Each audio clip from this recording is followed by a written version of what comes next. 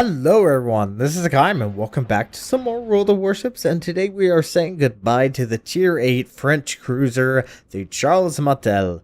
And we are currently playing on Northern Lights. We have a Independence, North Carolina, two Gneisenau, New Mexico, Charles Martel, Chapayev, Pensacola, Nuremberg, Alba, Loyang, and the Shinonome on our team. On the enemy team, there is a Ruho, North Carolina, Hood, Scharnhorst, New Mexico, Fuso, Mogami, Atago, Pensacola, Algeria, Benson, and a Nevny. I have to say, the craze for the Hood has really died down. But anyways, besides the point, let's actually talk about the Charles Martel. This ship, I really highly recommend her. I think she's a very powerful ship for the Tier 8. Obviously, her main issues are her lack of frontal guns, but it's very similar to how the New Orleans. If anything, I would say she's similar to the New Orleans is. HE is fantastic, very similar to how the Chapayev is. But going back to the New Orleans, the gun placement is very, very similar. You do have to show a little bit more broadside just to get all the guns off, but essentially your 66% of your guns are on the very front of the ship, so you can use them to your benefit, not showing that broadside, which is a very good tactic because obviously citadels are somewhat of a pain. So the Charles Martel obviously does have the engine boost, can get up to about 40 knots, which is actually really fantastic. Allows you to zip around the map. The range on the guns is 17.6. Very, very long range guns. Allows you to kind of sit a little bit further back, being a supportive cruiser, allowing you to just rain HE, and the fire chance is pretty decent. I believe it's up around 18%. I believe it's fairly high for her tier, very similar to how the Russians are. Now I did switch over to AP, because I was hoping to get a salvo off against this Atago, but he pulled northward. My mouth just decided to not work with me right there. Now we did attract some attention. I'm a big fan of the captain's skill, which allows you to know who is aiming at you. Because it does allow you to be a little bit more aware of your situation, which, I mean, I guess you could argue saying that it makes you lazy, but it is still very nice to have that and know when to pull away.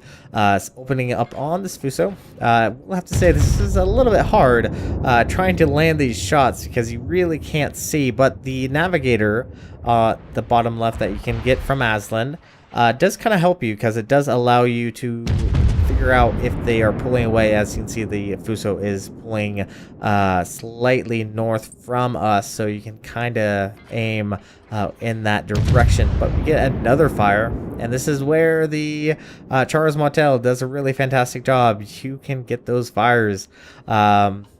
So racking up some fire damage. Does look like he does use his damage control, which is unfortunate. Now, here we have a North Carolina that is pushing around the western side of the map. There is a enemy North Carolina, and this is not a very highly favorable position. And look at that, we got another fire on that Fuso. He really must be hating us. But this North Carolina is in a bit of a pickle. He can't really show broadside without being citadel, and the enemy North Carolina is not going to show broadside without being citadel as well. So they are in a unfortunate stalemate. Now we do have a friendly Shinonome that is sitting off the eastern side of the map, and I'm kind of curious what this North Carolina captain is going to do. And it looks like the enemy North Carolina captain is just going in for the ram. I do switch my attention over to the enemy North Carolina. Do switch over to AP. And the AP against a broadside battleship is fairly good. It's actually really, really good. Let's watch this. Salvo out. 8,000 points of damage right there. And yes, that was a good tactic of the enemy North Carolina. He's very low on health. Probably would have went down otherwise. And unfortunately for us, we have just lost our tier 8, and we are down 1 ship to the enemy team. Unfortunately for me, I have just come around the corner and am the main focus of the enemy team of the Megami and that Scharnhorst. And here is the slight issue. As you can tell, I just lost my rudder. This is something you will see a lot. The French cruisers are fairly prone to losing that rudder, and oh, look at that. Look at that Citadel. The AP is really good, if I did not mention that already. The reason why you tend to lose your rudder is obviously that's one of the weakness of the French cruisers, but it can be negated by a module that you can install on the French cruisers. But instead, I actually installed the special upgrade or special module, the engine boost extension. I forget what it's called, but it basically extends the activated period of your engine boost, so it stays on for longer. And that's actually a really good module to have on this French cruiser. It allows you to zip around at high speed. Allows you to kind of keep going and get around to where you need to, and it stays on for quite a while. Unfortunately, it is going to go down, and the Scharnhorst is opening up here. Yeah, you definitely want to try to bow in, and even then we still got some penetration damage, which is unfortunate, but it is acceptable. I'd rather have just some minor penetration and not a Citadel. Now we are obviously being detected by the enemy Megami, who is opening up and is going to get away with this cheeky shot. It's a good tactic. Only lands 1 for only 858 points of damage.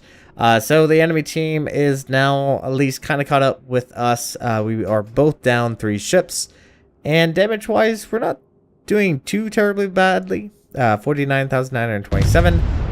The arcing on the shells are decent. They go to target pretty well. You do have to aim a little bit more, especially with AP of the low, because it does have a lower shell velocity. But the HE does go to target fairly straightforward, but does have somewhat of a shell arcing, not as big, obviously, as the North American. Good lord, the American cruisers. But you can still arc your shells, especially at certain distances from islands. You can get them over islands, so there is that really good tactic. Unfortunately, there's not a lot of ships that were able to open up. A lot of the enemy ships are on the eastern side, as well as half our team, who are just trying to hold down against a enemy Pensacola, and I believe the hood just went down. So I don't exactly know why they're all over there. Probably trying to protect RCV, who does have some dive bombers incoming. But Pensacola should be able to assist now. Our friendly Lo Yang is in a bit of a pickle. He does have a Benson kind of charging him, as well as an Otago. But this Benson is in a very terrible predicament right now. Charles Montel does pretty good against Benson. The reload rate on the guns is a little bit slow, about 10 seconds, which isn't bad. Definitely need to go get that upgrade, but there we go. Our very first kill of the game, and once again lost our rudder. Yeah, get used to that. You lose your rudder quite a bit, and it's just something you have to accept. And just hopefully you have damage control available if you do need to repair it right then and there. But against enemy destroyers, your HE does a lot of damage. I believe that was about 3 salvos. Probably could have done it in maybe 2 if RNGesus was a little bit more kind. Now the enemy team is pushing quite heavily eastern side, leaving the western flank fairly wide open. So I'm actually gonna go ahead and push up, and we have a friendly Gneiss now that is like fairly full health. Actually, we have 2. So you can tell they have not been in a particularly fantastic position, but I mean it's also very viable that they found a position where they can still open up. But right now I have a enemy Otago that I do have to deal with. Torpedoes are decent as well. They are 3 torpedoes per crew, They do have a 9-kilometer range. They aren't the fastest in the world, but they can surprise a enemy ship. So don't forget that you do have them. The range is really where it counts, because that can sneak up on a enemy ship, not expecting to be hit by some torpedoes, when in fact you did launch your own. So the Shinonome makes a very interesting life choice. Comes around the corner and yeah, enemy Atago. He drops his smoke screen, but I believe, is he gonna get away with this? Don't know. It looks like he did try to drop torpedoes against that enemy Atago, and so he just sits in the smoke screen, and looks like he barely dodged those, but yeah, here's another spread of torpedoes. Looks like he's trying to narrow up as much as possible. Here we go. Open up, and does unfortunately take out the enemy, the friendly Shinonome. Now the Gunai now does get a good hit on this Atago. Now this Atago, if I was him and there's a chargeable tail coming around, I would have switched to AP. AP would have done pretty significant amount of damage. Here I'm well aware that I'm coming around broadside, so I'm actually going to try to angle in as much as possible. We are spotted by the enemy aircraft. Gonna lose detectability here in a moment, but he opens up with HE, and there we go. Unneeded Citadel, but we do take out the enemy Atago and pushing the Shinonome corpse around just for the fun of it. So that is our second kill of the game. And the enemy team is... I don't really know what they're doing. They're being extremely passive right now. They're not in a particularly aggressive position. They're in a very defensive position at the moment. They aren't really pushing around that island. They do have a New Mexico who made a very bizarre choice of going around the eastern side of the map, and that's something. If you are playing on North, do not go around the eastern side of the map. I have seen so many times that battleships or cruisers will go around the eastern side of the map, especially if it's a map like this where there's no caps. Like, there's no point to going on the eastern side of the front. So don't do that. Do switch over to the AP. Megami's obviously right there.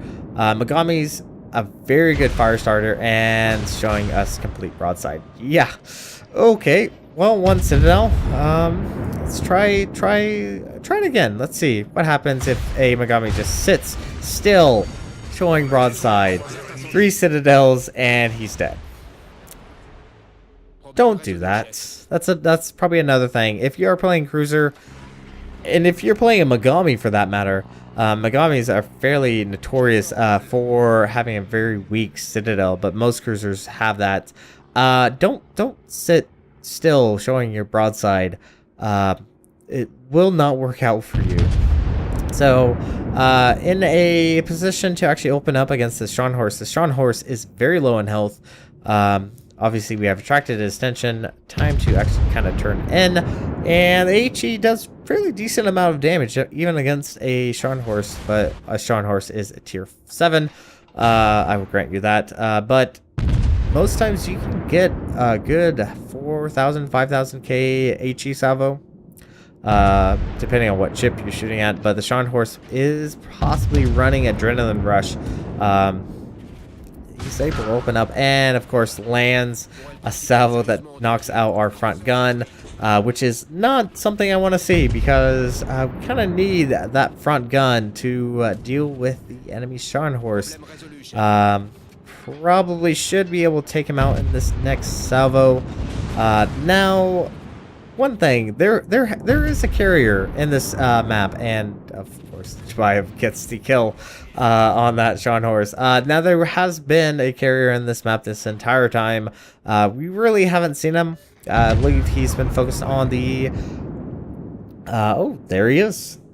Yeah, he was predominantly focused on the eastern side of the map, so we never saw his planes. But the Ruho did push up a little bit, and Chibayev just ate Scharnhorst torpedoes. Great. Okay.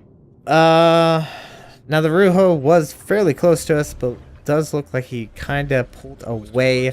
And the Charles Martel has engine boost, which can get up to 40 knots, and also defensive AA, which lasts about 40 seconds. And these are tier 6 planes, so we should be able to deal with them mostly. I am actually going to focus on turning my bow end towards the squadron with the most amount of planes. And oh, look at this.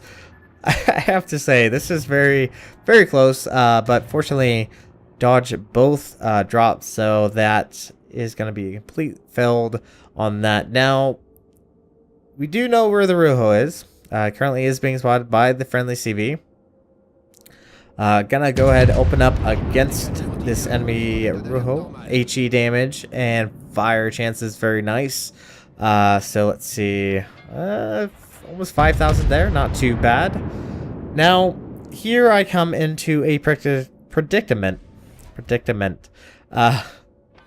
Is whether or not to chase this Ruho. We have about 3 minutes and 50 seconds on the battle right now. The Fuso is actually about into our cap. There is a friendly Gneiss now that is currently dealing with the enemy New Mexico. But is probably going to go down here in just a moment. He's very, very low on health. And we do have the base capture advantage. Even if the Fuso got into our cap, we would be able to cap him out before he could even get close to capping us out. And there we go. Just lost our Gneiss now. And the enemy Fuso is starting to cap out. And instead of possibly losing this match, I'm actually going to pull away and just cap. This is a good thing. Just cap and win the match. You don't have to kill everyone. You can play for the objective. And we did pretty well. We did 104k points of damage, earned confetti, 3 kills, 5 fires, 6 citadels. Overall, not too bad. So our team earned a victory. You brought home 327,000, 18 silver, 6,022 XP, and 302 free XP with a Confederate. We did 104,225 points of damage with 114 shell hits, 3 plane shot down, 3 incapacitation, 3 kills, 5 fires, 6 citadels, 1 assisted base capture, and 2 secondaries hit. We earned top of the team with a base XP of 1,958. We did almost 32,000 against the enemy Megami, around 11,000 against the Takao, and around 7,000 against the Benson. But with fire damage, we did about 16,148. Our high explosive did around 43,000, while our armor piercing did around 45,000. That Megami really showed us a beautiful broadside, so that armor piercing value definitely went way up. So after everything was said and done, 150,000 brought home, not too bad. And let's go take a look at the Charles Martel in the port. See you there. Alright everyone, welcome back to the port, and as you can see, the port is the Dunkirk, and I really do like it. It's very torn, which I mean it's kind of sad to say, but anyways, I have to say I love the Charles Martel. I think it's a very, very good ship. I think it's a very strong ship. Yes, she does have that weak side, but so does the Megami, so does the New Orleans, so does any tier 8, and probably her most major asset is her guns are pretty fantastic, as we will look at it. As you saw there, her guns are pretty potent. Her range is very, very nice. Her speed with the engine boost is very, very nice. It allows you to get around the map very, very quickly. Allows you to dodge shots a little bit more. And it is a very good tier 8 ship. I really do like it. I think it's well worth the grind. The galley is kind of irksome, but definitely once you get up to the Martel, it really becomes beneficial. But let's quickly look at the stats. Survivability, 38,000 health points. Now, unfortunately, I don't really have a lot in the way of actual other tier 8s I normally own. The only 2 I have is the Cow, which is essentially the Atago, and the Mikhail Kutuzov. As you can see, with at least those 2, they are going to be a little bit higher in health. Charles Martel only has around 38,000. Her armor is it's the spaced armor, as kind of was demonstrated time and time again. You do have that little space right there. So her armor is really not that beneficial. You will get penetrated a lot. Have not seen a lot of instances where you can at least tank, like especially like the New Orleans, if you are bow end. So haven't seen that many instances. Most times you're going to be sitting kind of further away, being a supportive cruiser for your battleships, keeping that distance and just spamming HE. AP is very, very nice. So let's actually take a look at the guns. You have 3 turrets, triple guns, each 203 millimeters. They have a 10-second reload time once you upgrade the guns. Turn time on the guns is 23.4 seconds, which isn't too bad. Max dispersion at a 17.6 kilometer range is 143 meters, so pretty darn tight. Max HE damage is 2,800 with a 17% fire chance. So the shells, they like to light things on fire, and that's kind of what I'm getting from at least the French cruisers. They really tend to like to set things on fire. Mogami and also the Chapayev are another great example of just spamming HE. This is kind of the cruiser thing. Battleships generally AP, cruisers are generally HE. But the Charles Martel, if you do show it a broadside and a player is intelligent, the AP can do pretty good damage. 4,900, pretty decent. Actually, I'm kind of curious, like, say, compared to the Atago or Takao, 4,700, and the Kutuzov runs 152, so yes, that's going to be a little bit less. But with that AP, you can do quite a bit of citadels, and I've had instances of a St. Louis showing me a broadside and quickly ended him in like 2 to 3 salvos or something like that. I think there were different instances where he actually turned away, but AP is pretty good. Velocity on the AP shells is a little bit slow, so you do have to lead your target a little bit more. 845 meters per second. HE is a little bit faster, leaving the barrel at 876 meters per second. AP does have that slightly loftier arcing to it, so do lead your shots a little bit more, but the HE generally goes to target fairly straightforward. Not as good as the Chapayev, but pretty decent all the same. Secondaries, yeah, you don't see these guys around very much. 4-second reload time. XHE damage is 1,400 with an 8% fire chance and a 5.3 kilometer range. Not bad, but once again, it's not something you see all too often. Torpedoes are, once again, the exact same that we have been seeing. You have 2 torpedo launchers, triple 550 millimeter torpedoes, 90-second reload time, 14,833 max damage with a 9 kilometer range, and going at 60 knots. So not a big difference between the different tiers as far as torpedoes are concerned. AA defense is not bad. It's more of a defensive AA.